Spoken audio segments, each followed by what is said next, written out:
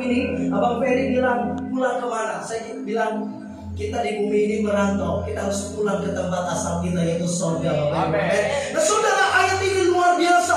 Allah berkata kepada bangsa Israel di tengah keputusasaan mereka, Dia menjanjikan tentang keselamatan, dan orang-orang yang dibebaskan Tuhan akan pulang dan masuk ke Sion dengan bersorak-sorai. Saya melihat malam hari ini, baik itu orang tua, baik itu anak muda, siapapun yang hadir malam hari ini, pastikan Anda mengalami hadirat Tuhan. Ada sukacita yang besar yang kita alami. Atau adakah orang yang di ruangan ini merasa saya rugi datang malam hari ini? Tapi saya percaya semua orang yang benar-benar mengalami lawatan Tuhan malam hari ini merasa beruntung, merasa berbahagia. Sebab kenapa? Bukan KPW yang mengundang kita, bukan DPA yang mengundang kita, tapi Yesus sendiri yang mengundang kita malam hari ini. Karena saya tahu kita adalah tamu spesialnya Tuhan. Kita orang-orang yang berharga di mata Tuhan. Saya tidak tahu apa yang menjadi pergumulan Anda. Saya tidak tahu apa yang menjadi kekhawatiran Anda. Anak-anak muda mungkin setelah tamat bingung kemana saudara. Berkata orang tua saya tidak sanggup membiayai saya. Mungkin ada anak-anak muda yang bergumul soal pekerjaannya. Di malam hari ini, waktu engkau mengalami sukacita yang besar, waktu dirimu dibawa pulang, dipulihkan oleh Tuhan, maka ada pengharapan-pengharapan yang baru. Sebab bagi Tuhan tidak ada yang mustahil. Boleh tepuk tangan untuk Tuhan kita. Lanjut bang. Kebutuhan yang hakiki atau kebutuhan yang paling utama yang dibutuhkan oleh manusia adalah keselamatan. Waktu saya berangkat, saya bilang ke istri saya, doakan saya supaya saya selamat di jalan. Waktu Anda ujian, Anda berkata, doakan saya. Sekalipun mungkin orang yang kita harapkan mendoakan kita, bisa jadi gak doakan kita saudara.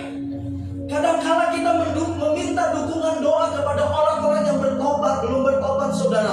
Pokoknya doakan saya akan berangkat ke Medan, saya akan ke Jakarta. Sebab saya percaya bahwa kebutuhan yang hakiki, yang paling utama yang dibutuhkan oleh manusia, satu kata yaitu keselamatan saudara. Yohanes 3 ayat 16 berkata, karena begitu besar kasih Allah akan dunia ini, sehingga Dia mengaruniakan anaknya yang tunggal, supaya setiap orang yang percaya kepadanya tidak binasa, melainkan beroleh hidup yang kekal. Dan saya percaya manusia adalah makhluk rohani, makhluk spiritual. Saya mengajar di STT, saya bilang, waktu engkau bertemu dengan orang yang badannya besar, ada bewok di sini, badannya kekar sekali, saya bilang, jangan takut, sampaikan firman Tuhan. Saya percaya setiap orang membutuhkan Tuhan.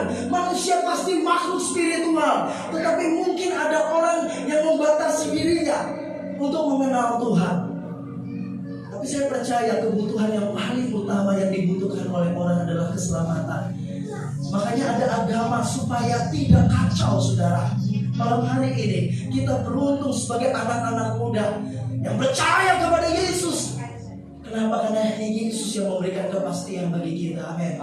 Nah saudara, saya tidak tahu apa pergumulan kita hari-hari ini, bisa aja itu menghambat kita untuk tidak mengenal Tuhan lebih dalam lagi. Oke, kita punya masalah, kita punya persoalan, karena saya tahu kita hidup di dunia di mana dunia ini mengecewakan kita. Dunia ini begitu mengerikan saudara. Mungkin ada sahabat Anda yang mungkin tadinya dia akrab kepada Anda, tapi bisa jadi dia mengkhianati Anda. Mungkin ibu-ibu juga di ruangan ini, mungkin Anda bergumul untuk suami Anda.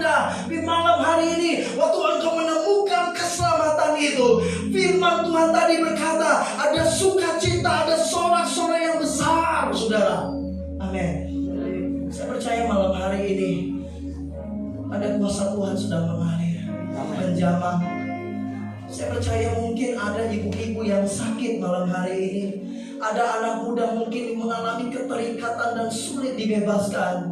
Malam hari ini saya percaya urapan Tuhan menyentuh hati kita, membawa kita untuk mengambil keputusan untuk mengenal Tuhan secara pribadi. Amin saudara. Lanjut. Orang yang paling malang di dunia adalah seorang yang tidak pernah mengalami suasana surgawi selama dia ada di bumi. Anak-anak muda, jangan merasa minder ketika mungkin Anda terlahir dari keluarga yang sederhana, Atau mungkin ada anak orang kaya di ruangan ini. Tapi saya mau katakan Anda adalah orang yang paling miskin. Adalah orang yang paling malang ketika selama ada di bumi Anda tidak mengalami suasana surgawi, saudara. Ada banyak orang Kristen menghafal doa Bapa kami. Ada satu kutipan dari kalimat itu, Bapa kami yang di surga, datanglah kerajaan-Mu, jadilah kehendak-Mu di bumi seperti di surga, saudara. Makanya selalu saya bilang, walau mungkin ada anak-anak muda yang mengejek kita memuliakan Tuhan, mungkin berkata terlalu rohani, tidak masalah, saudara. Mungkin di antara kita yang sedang malu-malu memuliakan Tuhan. Saya mau katakan, puji Tuhan saja, agungkan Tuhan saja. Sebab orang-orang duniawi, mereka tidak tahu sebenarnya kita sedang latihan masuk surga, saudara. Amin. Waktu saya mengalami suasana surgawi selama ada di bumi, maka hati saya tertuju kepada kekekalan, saudara. Amin. Orang yang paling malang di bumi ini bukan orang yang tidak punya rumah, bukan orang yang sederhana hidupnya. Oke, mungkin ada orang yang tidak punya ngontrak kemana-mana, saudara. Tapi waktu tidak ada Tuhan di dalamnya, betapa malang lagi. Tapi ada orang yang sederhana, ada Tuhan di dalamnya. Walaupun mungkin penghasilannya sehari hanya 20.000, penghasilannya 50.000, tapi ada pengucapan syukur yang berlimpah. Mungkin anak-anak muda ke sekolah tidak ada uang jajan. Waktu keluar engkau melihat ada orang kaya makan makanan yang enak, tidak masalah, saudara. Tapi saya bisa pastikan waktu mereka tidak takut Tuhan, justru mereka adalah orang yang paling malang. Tapi waktu kita takut Tuhan, kita merasa paling beruntung. Sebab selama di bumi kita mengalami suasana surgawi. Tepuk tangan untuk Tuhan kita. Haleluya. Tawaran untuk datang kepada Tuhan adalah ajakan yang sungguh mengagumkan, saudara. Amin. Saya percaya malam hari ini kita adalah orang yang paling beruntung, saudara. Ada kesaksian saya berapa tahun yang lalu. Saya nggak tahu apakah saya pernah saksikan, saudara. Ada seorang anak muda di Teluk Dalam itu. Waktu itu saya tidak bawa motor, tapi saya sengaja naik bus damri, saudara. Saya nunggu bus itu di tempat penungguan perhentian mobil, saudara. Saya melihat ada seorang anak muda lagi panik.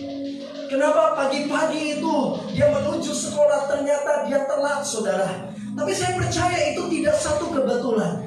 Saya ngomong ke dia, saya cerita ke dia. Waktu itu saya pakai celana jeans, kaos baju oblong. Dia bilang, "Bang, saya mengalami sakit penyakit." Waktu saya bilang saya pendeta, dia terkejut gitu ya.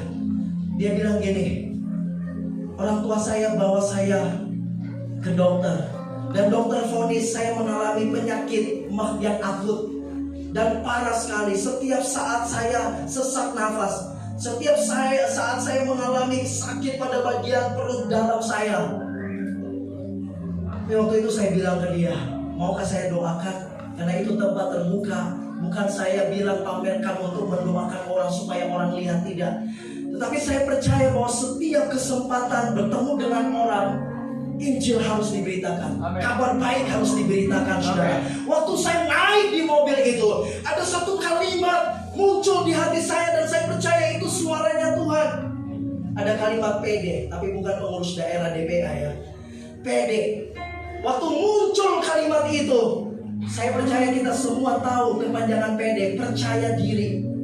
Waktu muncul itu, saudara, saya bilang, oh ternyata ada banyak orang yang tidak percaya diri dalam kehidupannya. Tapi seperti saya kandung kalimat itu, saudara. Tetapi waktu berjalan bus itu, tiba-tiba PD itu berubah, berganti kalimatnya. Saya bilang tadi percaya diri, akhirnya berubah pertolongan darurat, saudara. Saya percaya hari-hari ini ada banyak anak muda membutuhkan pertolongan darurat, saudara. Mungkin Anda membutuhkan Tuhan, begitu sulit Anda alami, saudara, tapi datang kepada Tuhan. Saya bertemu dengan orang di rumah sakit, saya bilang, dokter bisa mengobati lewat infus, lewat oksigen, lewat obat, saudara. Coba kalau malam hari ini kalau sakit hati kepada seorang, datang ke dokter. Dokter, ada obat sakit hati nggak, gitu ya? Dia tertawa, nggak ada obat sakit hati. Paling obat tidur, saudara, namanya CTM, saudara. Anda minum pun satu butir belum teler karena sakit hati, saudara, gitu ya. Tambah lagi satu papan, itu namanya bunuh diri, saudara.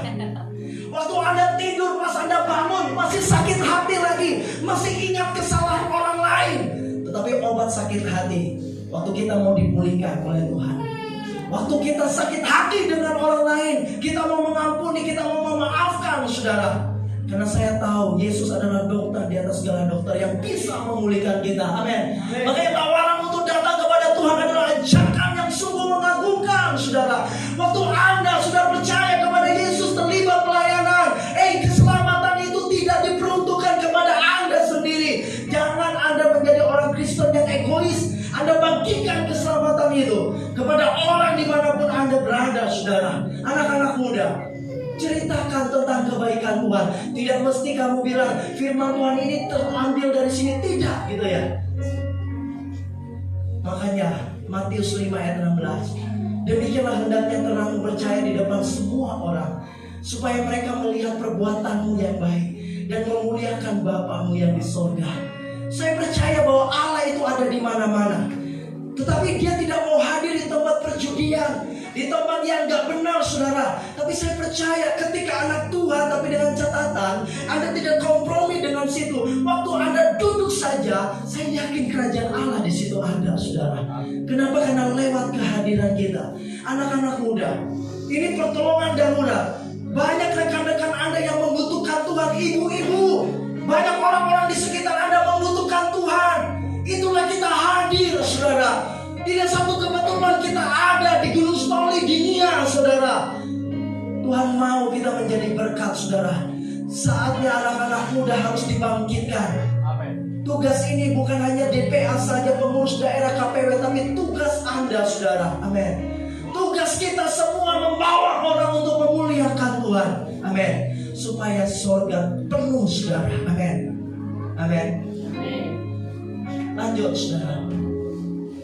Manusia adalah makhluk rohani yang memiliki hati nurani untuk mau mendekat dengan Tuhan. Tuhan berikan kehendak bebas, pilih hidup atau mati. Tuhan gak paksa kita. Saya percaya manusia adalah makhluk rohani yang bisa disentuh oleh Tuhan. Malam hari ini saya percaya ada sentuhan Tuhan yang mungkin mengingatkan kita malam hari ini. Lanjut, Bang. Memberi diri untuk dibebaskan oleh Tuhan ditandai dengan adanya kebebasan sejati, saudara. Jujur, dulu saya mikir kalau ngikut Tuhan itu terlalu kaku gitu ya, gak boleh gaul gitu ya. Waktu di zaman kami, waktu kita ke gereja, aduh, kayak orang rohani sekali gitu ya. Tapi waktu saya kenal Tuhan, bukan berarti kita bebas melakukan dosa, saudara. Ada kebebasan kita mengekspresikan hidup kita. Mungkin Anda punya style yang gaul keren gitu ya, gak masalah. Tetapi pastikan ada Tuhan di dalamnya, saudara, gitu ya. Anda punya passion masing-masing, Anda punya gaya masing-masing, silakan, saudara, gitu ya. Sebab ada kebebasan yang sejati Tuhan berikan, saudara. Yang tadinya mungkin ada anak muda minder, waktu dia bertemu dengan orang di mukanya tertunduk, dia gak berani pandang orang. Tapi waktu Tuhan bebaskan kita, saudara, waktu bertemu, sekalipun gigi Anda seperti gigi saya muncul keluar, tapi saya percaya di gigi saya ini ada kuasa Tuhan. Amin. Waktu saya senyum, orang sakit bisa sembuh. Amin. Amin. Bayangkan di kisah Alkitab aja benda mati bisa berkuasa. Satu tangan, bayang-bayang. Ini sekujur tubuh kita ada kuasa loh. Amin. Di senyuman kita ada kuasa, di langkah kita ada kuasa, di tangan kita